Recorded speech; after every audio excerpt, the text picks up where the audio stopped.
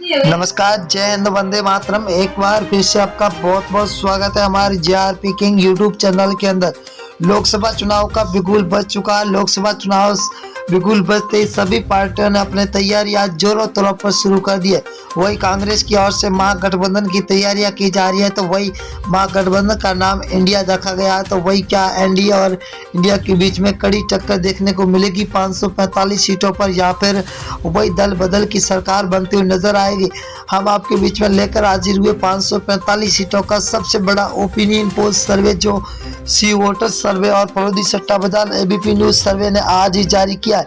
क्या 545 सीटों पर फिर किसी की सरकार बनती हुई नजर आ रही है, या फिर वही बीजेपी की सरकार बनती हुई नजर आ रही है? तो बने रहिए हमारे साथ और वीडियो को एंड तक जरूर देखना। 545 सीटों का सबसे बड़ा आज तक का फाइनल ओपिनियन पोल सर्वे जारी हुआ।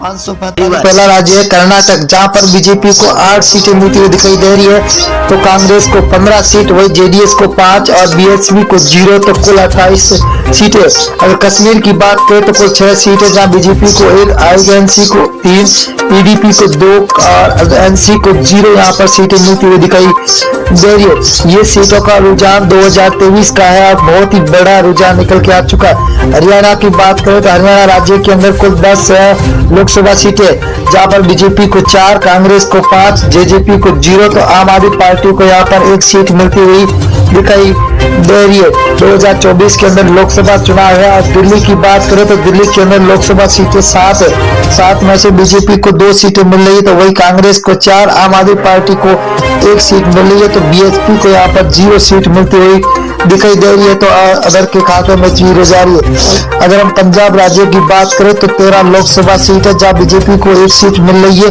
वही कांग्रेस को 2 सीटें मिल रही है, तो आम आदमी पार्टी के खाते में 9 सीटें जा रही है और एसएडी को 0 सीट मिलती हुई दिखाई दे रही है। अगला राज्य है जहाँ पर मेघालय राज्य। मेघालय के अंदर 29 विधानसभा सीट है, जिनमें से बीजेपी को 12 सीट मिल रही है, तो कांग्रेस को 15, वही एसपी को 0, तो बीएसपी के खाते में 2 सीटें जाती हुई दिखाई दे रही है। अगला राज्य झारखंड। झारखंड की बात करें दोस्तों तो यहाँ पर 19 लोकसभा सीटें, जहाँ बीजेपी को 6 मिल रही है, तो वही कांग्रेस के खाते में 8 सीटें जा रही है, तो जेएमएम के खाते में 5 सीटें जा रही है, तो आरजेडी के खाते में 0 सीट मिलती हुई दिखाई दे रही है। आंध्र प्रदेश राज्य की बात करें तो यहाँ पर लोकसभा सीटें 25 है। 25 में से बीजेपी को 8, वही कांग्रेस को 4, तो वाईआरएस को 10 और टीडीपी को 3 सीटें मिलती हुई दिखाई दे रही है, तो अदर के खाते में 0 सीट मिलती हुई दिखाई दे रही है। उड़ीसा की बात करें तो उड़ीसा के अंदर लोकसभा सीटें 21 है। 21 में से बीजेपी को 6 सीट, वही कांग्रेस को 9, बीजेडी को 6 सीट और एनसी को 0 सीट मिलती हुई दिखाई दे रही है। बहुत ही तगड़ा महाओपिनियन पोल निकल के आ चुका है। तमिलनाडु की बात करें तो यहाँ पर कुल 39 लोकसभा सीट है, जहाँ बीजेपी को 4, तो कांग्रेस को 5, डीएमके को 15, एएलए को 15 सीटें मिलती हुई दिखाई दे रही है, तो 0 खाते में जा रही है अदर के। अगर अब बिहार राज्य की बात करें तो कुल 40 लोकसभा सीट है, जहाँ बीजेपी को 12 सीट मिल रही है, तो वही कांग्रेस को 5 सीट, आरजेडी को 15, तो जेडीयू को 8 सीटें मिलती हुई दिखाई दे रही है, तो अदर के खाते में 0 सीट मिलती हुई दिखाई दे रही है। अगला है राजस्थान। राजस्थान के अंदर कुल लोकसभा सीट है 25। 25 में से बीजेपी को 10 सीट है, तो कांग्रेस को 14 सीट, वही आरएलपी के खाते में 1 सीट जा रही है, तो आम आदमी पार्टी को यहाँ पर 0 सीट पर संतोष होना पड़ रहा है, तो अंदर खाते में 0 सीट। उत्तर प्रदेश की बात करें तो कुल 80 विधानसभा सीटें हैं, जहाँ बीजेपी को 32, वही कांग्रेस के खाते में 14, एसपीए के खाते में 27, बीएसपी को 2 सीटें, वही अदर के खाते में 5 सीटें जाती हुई दिखाई दे रही है।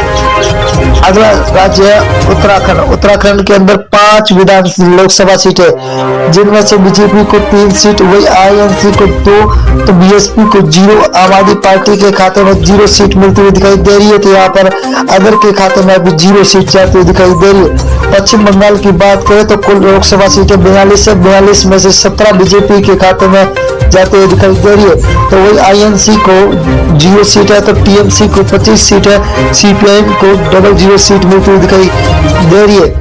आंध्र प्रदेश की बात करें तो आंध्र प्रदेश के अंदर लोकसभा सीटें 2 है, जहां पर बीजेपी को 1 सीट मिल रही है। तो यहाँ पर कांग्रेस को खाते में 1, एसपी को 0, तो बीएसपी के खाते में भी 0 सीट जाती हुई दिखाई दे रही है, तो अदर के हाथों में 0। अगर हम मेघालय की बात करें तो मेघालय के अंदर लोकसभा सीटें 2 है, 2 में से बीजेपपी के खाते में 0 सीट, 1 सीट जा रही है, तो वही कांग्रेस को 1 सीट मिल रही है। तो एसपी को 0, तो बीएसपी के खाते में भी 0 सीट जाती हुई दिखाई दे रही है। अगला राज्य है जहाँ लक्षद्वीप है, लक्षद्वीप के अंदर लोकसभा सीट 1 है, वही 1 कांग्रेस के खाते में जाते हुए दिखाई दे रही है, तो बीजेपी को यहाँ पर 0, एसपी और बीएसपी के खाते में भी 0 सीट जाती हुई दिखाई दे रही है।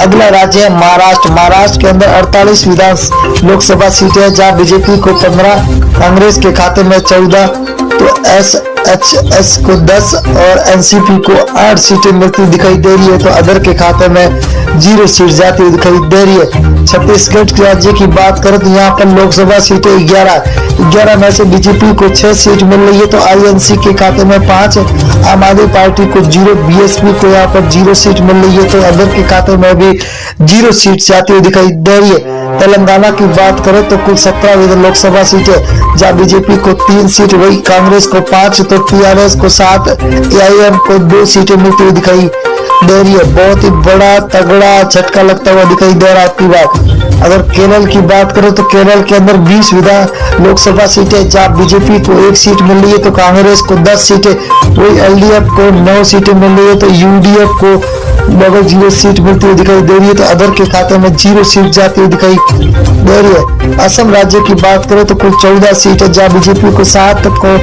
कांग्रेस को 6, एआईयू को 3 और अदर के खाते में 0 सीट जाती हुई दिखाई दे रही है। बहुत ही बड़ा तगड़ा झटका सभी को मिलता हुआ दिखा। गुजरात की बात करें तो कुल 26 लोकसभा, जब बीजेपी को 12, कांग्रेस को 6, तो आम आदमी पार्टी को 8, बीएसपी के खाते में 0 सीट जा रही है, तो अदर के खाते में भी